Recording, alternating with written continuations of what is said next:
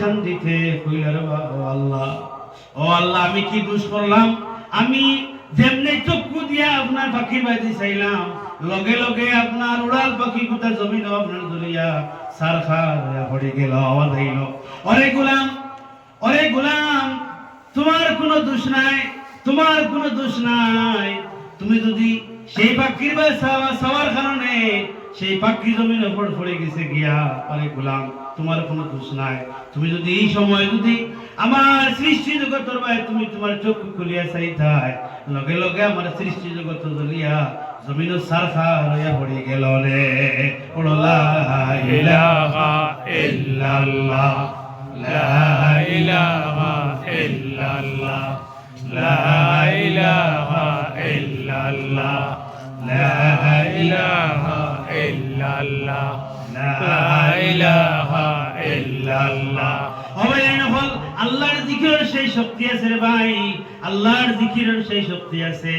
আল্লাহর জিকির তুমি তাই সদা সর্বদা করিও। আল্লাহর জিকির করলে বান্দার কলবের জঙ্গার পরিষ্কার হয়ে যায়, বান্দার কলবের মধ্যে দিলের মধ্যে শান্তি লাগে, আরাম লাগে। সুবহানাল্লাহ, বান্দায় যখন আল্লাহর জিকির করে, বান্দার আপনার দিল আল্লাহর নূর হয়ে যায় গিয়া, আল্লাহর বান্দার চক্ষু আল্লাহর নূর বনে যায় গিয়া।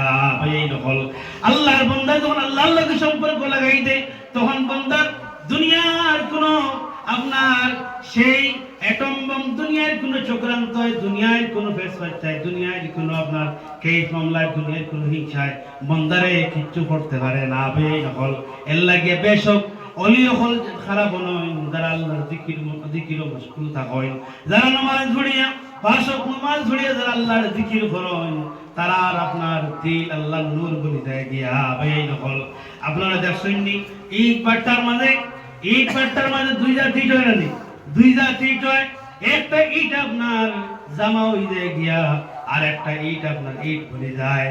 একটা ইটও বাড়ি মারলে ফট করে দুই টুকরো হয়ে যায়, আর একটা ইটও বাড়ি মারলে আপনার দুই টুকরো হয় না। সেই ইট আপনার বাড়ি মারার লগে লগে আগুন উঠে যায়, উঠে না, উঠে না বলে এখানে একটা ইট ইট বনে, আর একটা ইট জামা বনে। জামা এগুত বাড়ি মারলে আগুন উঠে, কারণ কিটা বলে জামাইকে বেশিরভাগ ইট খাইছে আপনার, হিট খাইছে এবং আগুন খাইছে, আগুন খাইতে খাইতে হি আপনার জামা বনে গেছে গিয়া, হে আপনার শক্ত বনে গেছে গিয়া। ওলা বান্দায় যখন আল্লাহর জিকির করতে করতে তার দিল আপনার জ্বালাইলায়, দিল আপনার আপনার শক্ত করিলায়, তখন বান্দা আপনার মজবুত হয়ে যায় গিয়া, এই মানুষ আপনার মজবুত হয়ে যায় গিয়া, পাগল বনে যায় গিয়া, এই মানুষ আল্লাহর পাগল বনে যায় গিয়া। ভাই সকল আর যারা শরীয়তের মধ্যে আসেন, তারা আপনার বউ বুঝবেন, নামাজও বুঝবেন, কাপড়ও বুঝবেন, নামাজও বুঝবেন, সারা বুঝবেন, এটা আপনার ইটল লাখান, এরা হইলে শরীয়তের মধ্যে দাখিল। এর লাগে ভাই নকল যারা আল্লাহ আল্লাহ বেশি করিয়া তার দিল আল্লাহর আল্লাহর জিকির দিয়ে জ্বালাই লইবা, তখন আল্লাহর এরা হলি বলি দিবা, মজবুত বলি দিবা। আর যারা আপনার আপনার শরীয়তের ভিতরে থাকি আল্লাহর জিকির করবা, মানে নামাজ ঠিক রাখবা, পরিবারও ঠিক রাখবা, আর আল্লাহর গোলামিও ঠিক রাখবা, দুনিয়ার সব কিছুরা ঠিক রাখবা, এরা শরীয়তের মধ্যে থাকবা। ভাই নকল এর লাগিয়া আমরা চাই আল্লাহর পাগল হইতাম, চাই না আমরা? আমরা চাই আল্লাহর পাগল হইতাম।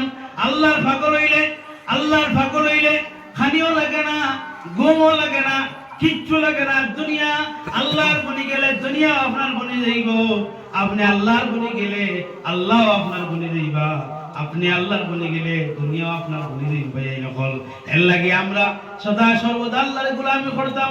এর লাগে আমি একটা আয়াত আপনাদের সামনে পড়েছিলাম। আল্লাহ তাআলা ফরমায় ওয়াকিমুস সালাতা ওয়া আতুজ যাকাত। আল্লাহ তাআলা ফরমায় ওয়াকিমুস সালাত, তোমরা যথাযথভাবে নামাজ আদায় করো, যথাযথভাবে তোমরা নামাজ আদায় করো।